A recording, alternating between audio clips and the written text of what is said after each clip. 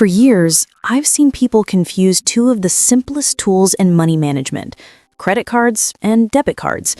And honestly, I don't blame them. Both pieces of plastic look the same, you use them the same way, and they both get you what you want at checkout.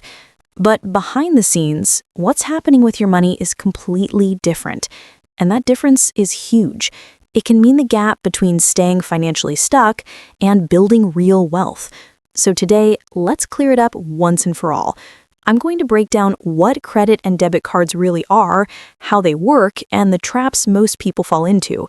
I'll also share how to use them wisely so you can avoid those late-night, "how did I spend so much" moments. By the time we're done, you'll never look at these cards the same way again. Picture this. You walk into a store in New York or London, and you spot a pair of sneakers for $100 or £100. You head to the counter, pull out your card, tap or swipe, and walk it out happy. Now, here's the key. If that was your debit card, that money left your account immediately. Gone. Done. You used your own cash. But if that was your credit card, none of your money moved at all. You just borrowed the bank's money with a promise to pay them back later. That's the first big difference. Debit equals your money, credit equals borrowed money. Simple on the surface, but the ripple effects are massive. Let me take you back for a second. When I got my very first debit card in college, I remember feeling so proud. It was my money, my account, my independence. But here's the truth. Debit cards don't build your financial future. They don't improve your credit score. They don't show banks or landlords that you can handle money responsibly. They're just a tool to spend what you already have. Nothing more. Credit cards, on the other hand, are different. Used the right way, they can literally shape your future. They build your credit history, raise your credit score, and unlock opportunities like renting an apartment, getting a mortgage, or even qualifying for certain jobs.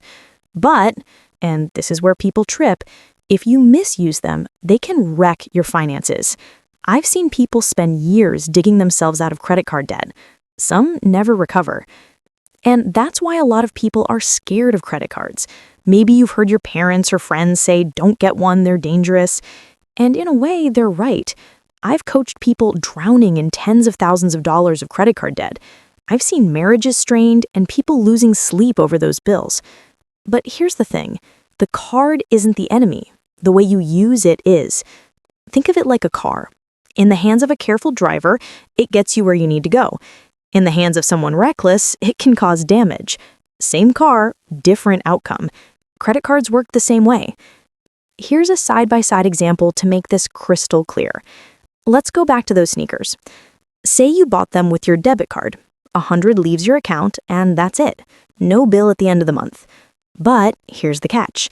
If you only had 150 in your account, and you kept buying little things, coffee, lunch, gas, you might not notice your balance shrinking until suddenly you're negative. And the bank, they'll let the payment go through, but now you're hit with overdraft fees, $30, $40 at a time. That's how people stay broke without ever touching a credit card. Now let's look at the same sneakers bought with a credit card. The bank covers the cost and you owe them 100.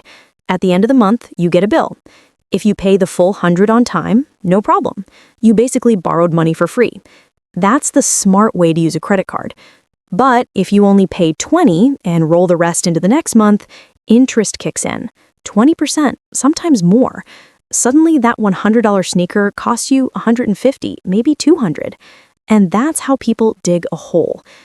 I had a client once, I'll call him Mike. He made good money, around $80,000 a year, but he was drowning in credit card debt. 12 cards, $40,000 owed. It didn't happen overnight. It was little things, dinners, vacations, upgrading his phone. Each time he thought, I'll pay it off next month.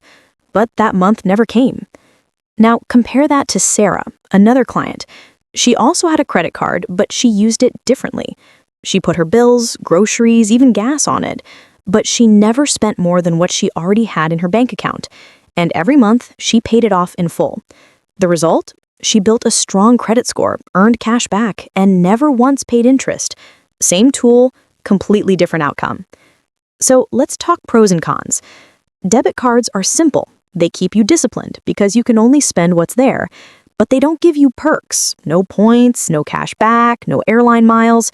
And if someone steals your debit card, the money comes straight out of your account. Yes, the bank may refund it, but in the meantime, your rent money could be gone. Credit cards, on the other hand, protect you better.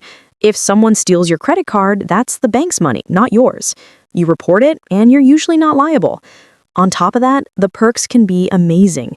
I once booked a full round-trip flight from New York to London just using points I earned from everyday spending. But again, it only works if you're disciplined and paid off in full. Otherwise, the interest eats up every reward. So here's the bottom line. Debit cards keep you safe, but they don't help you grow. Credit cards can either open doors for your future or lock you into years of debt.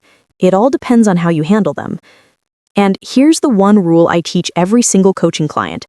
If you can't buy it with cash today, don't buy it with a credit card tomorrow. That one mindset shift can save you from so much pain. Now, I want to hear from you. Have you ever gotten into trouble with a credit card? Or do you stick to using your debit card for everything? Share your story in the comments. I read every single one. And if this video helped clear things up, do me a favor, hit the like button, subscribe for more money tips, and share this with a friend who needs to hear it.